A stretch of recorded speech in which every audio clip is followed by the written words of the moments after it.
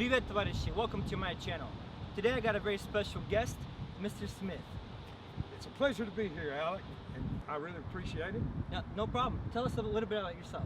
Well, I was formerly with the Special Forces, was a paratrooper, and then assigned over in Europe with a missile unit with the U.S. Army, and then a team leader and state training officer for a disaster relief program. It was to aid in terms of severe disaster. Awesome. Today's topic and scenario is, what if you're getting out of the city and you have $25 left after you filled up your car? What can you possibly get at a convenience store if you have only $25? Today, with Mr. Smith's help, we're going to go in there and we're going to get some stuff really quick. Now, all of this is we're assuming that you have a backpack and some sort of a knife. It helps if you have a canteen or some kind of water bottle or a water container. It helps, but if not, no problem. All right, guys, let's go check out what we can do.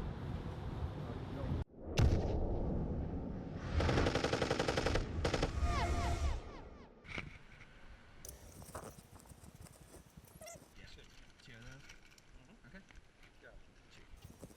Motor oil.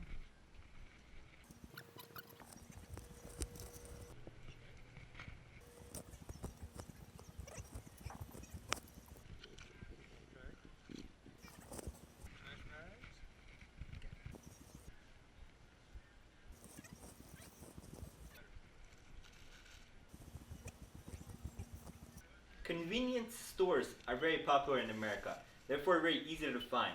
The drawback is that things are pricey and the choices are limited. Now, I understand that prices and taxes might be different state to state, and all I'm trying to show you is what $25 will buy in a survival situation. Thank you so much.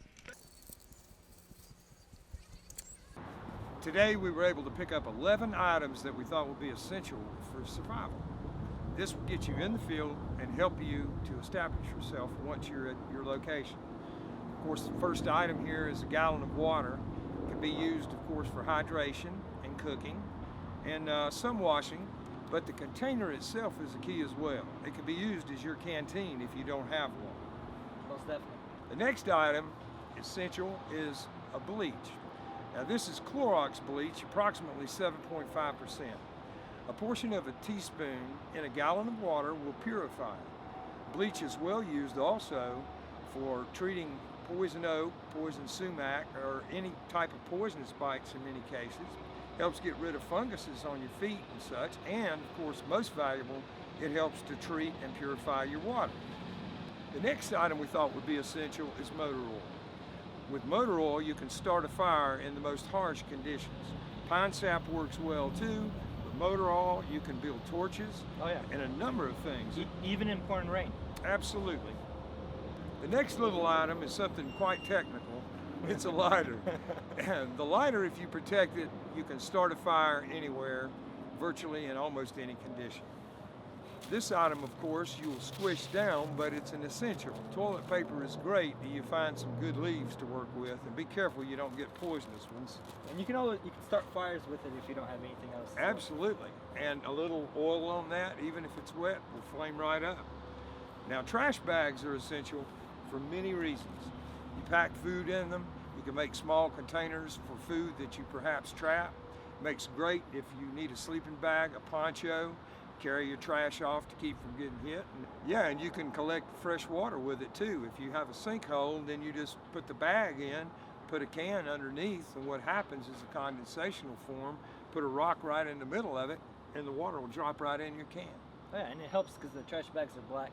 Absolutely. Most definitely. Okay, Alex, what have you got in the food items here? As far as the food goes, it was actually really hard to get a lot of food at a convenience store.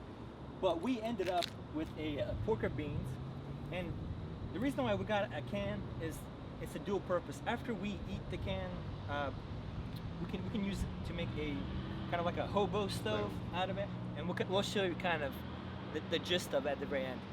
But the beans are really great.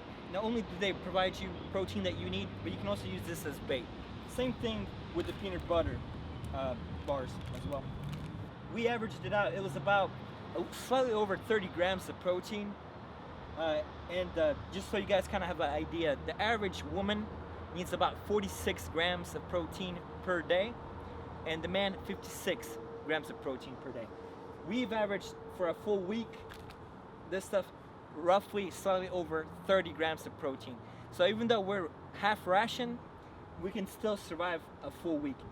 Now this food, you can choose what you want to do. You can either use some of this stuff as a bait for animals or fish, but you can most definitely survive.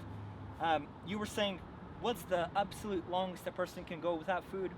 Is approximately 42 days, but 4 weeks you'll be under some very stressful symptoms. After 1 week you're a little lethargic. The second week is like more of an anger week if you have no food. The third week, of course, your muscles begin some deterioration. The fourth week you get a little crazy. So if you have some food is much better than no food, and if you watch your energy and conserve it, then you can get some small game. You can trap some fish very easily, putting rocks in a small stream or whatever, and then that way you can augment your protein, and you should be able to do quite well. Yeah, I mean, basically the most important thing that you can do is stay calm, stay collected. Absolutely. And just, as always, situational awareness, very important. Never panic. And as always, I hope you guys like this type of video. Go ahead and comment down below. I'd love to hear what you guys have to say. Share this video if you can. Subscribe if you haven't already. And as always, I will enjoy seeing you guys next time. Thank you for coming out, man. Thanks much. Enjoyed it. No problem. Привет, товарищи. Welcome to my channel. Today I'd like to introduce a very special guest. This is Mr. Smith. It's a pleasure to be here with you today, Alec. I didn't know you was going to shake that time. Okay. All right, let's do it again. Okay.